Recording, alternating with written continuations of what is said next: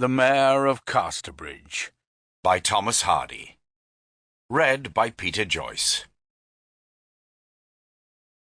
One evening of late summer, before the 19th century had reached 1/3 of its span, a young man and woman, the latter carrying a child, were approaching the large village of Weydon Priors in Upper Wessex, on foot. They were plainly, but not ill-clad, though the thick hoar of dust which had accumulated on their shoes and garments from an obviously long journey lent a disadvantageous shabbiness to their appearance just now.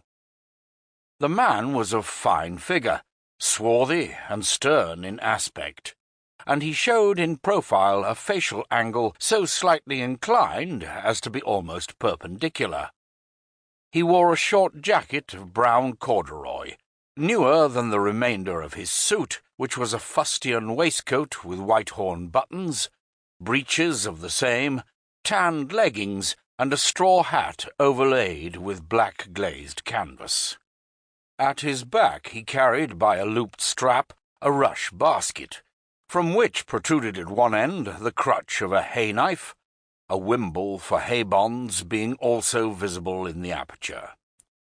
His measured, springless walk was the walk of the skilled countryman, as distinct from the desultory shamble of the general labourer, while in the turn and plant of each foot there was, further, a dogged and cynical indifference personal to himself, showing its presence even in the regularly interchanging fustian folds, now in the left leg, now in the right, as he paced along.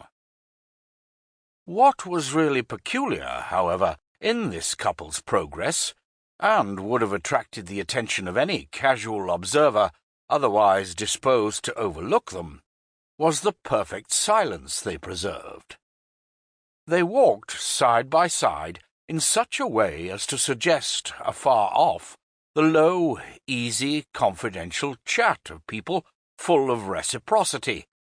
But on closer view it could be discerned that the man was reading, or pretending to read, a ballad sheet, which he kept before his eyes with some difficulty by the hand that was passed through the basket strap. Whether this apparent cause were the real cause, or whether it were an assumed one to escape an intercourse that would have been irksome to him, nobody but himself could have said precisely. But his taciturnity was unbroken, and the woman enjoyed no society whatever from his presence. Sample complete. Ready to continue?